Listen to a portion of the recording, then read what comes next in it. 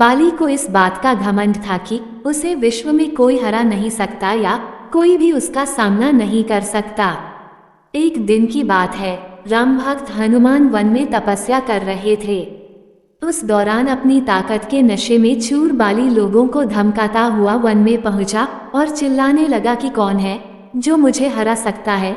किसी ने माँ का दूध पिया है जो मुझसे मुकाबला करे। हनुमान जी उसी वन में राम नाम जाप से तपस्या कर रहे थे। बाली के चिल्लाने से उनकी तपस्या में विघ्न हो रहा था। उन्होंने बाली से कहा, वानर राज आप अति बलशाली हैं, आपको कोई नहीं हरा सकता, लेकिन आप इस तरह चिल्ला क्यों रहे हैं? ये सुनकर बाली भड़क गया। उसने हनुमान जी को चुनौती दी और यहाँ तक कहा कि रे वानर, तू जिसकी भक्ति करता है मैं उसे भी हरा सकता हूँ। राम का मजाक उड़ता देख हनुमान को क्रोध आ गया और उन्होंने बाली की चुनौती स्वीकार कर ली। तय हुआ कि अगले दिन सूर्योदय होते ही दोनों के बीच दंगल होगा। अगले दिन हनुमान तैयार होकर दंगल के लिए निकले ही थे कि ब्रह्मा जी उनके समक्ष प्रकट हुए। उन्होंने हनुमान को समझाने की कोशिश की कि वे बाली की चुनौती स्वीकार न करें, लेकिन हनुमान जी ने कहा कि उसने मेरे प्रभु श्री राम को चुनौती दी है। ऐसे में अब यदि मैं उसकी चुनौती को अस्वीकार कर दूंगा तो दुनिया क्या समझेगी, इसलिए उसे तो सबक सिखाना ही होगा।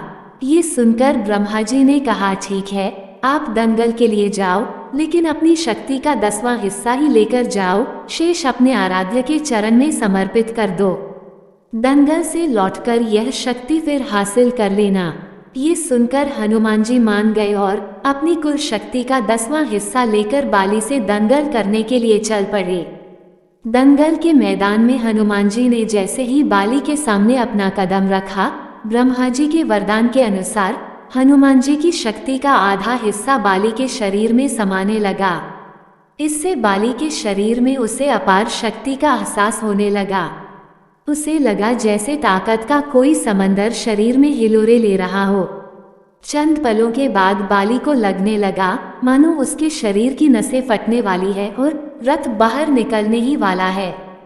तभी अचानक ही वहां ब्रह्मा जी प्रकट हुए और उन्होंने बाली से कहा कि खुद को जिंदा रखना चाहते हो तो तुरंत ही हनुमान से कोसों दूर भाग जाओ, अन्यथा तुम्हारा शरीर फट जाएगा। बाली को कुछ समझ में नहीं आया, लेकिन वो ब्रह्मा जी को यूं प्रकट देखकर समझ गया कि कुछ गड़बड़ है और वो वहां से तुरंत ही भाग खड़ा हुआ।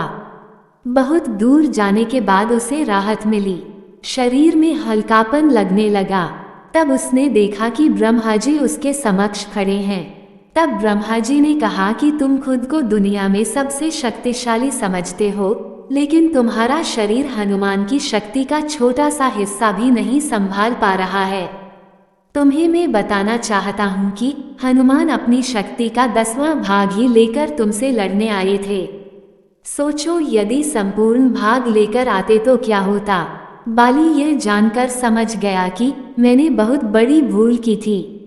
बाद में बाली ने हनुमान जी को दंडवत प्रणाम किया और बोला, अथाह बल होते हुए भी हनुमान जी शांत रहते हैं और राम भजन गाते रहते हैं, और एक मैं हूँ जो उनके एक बाल के बराबर भी नहीं हूँ और उनको ललकार रहा था।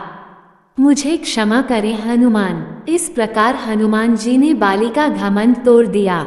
जय श्री राम।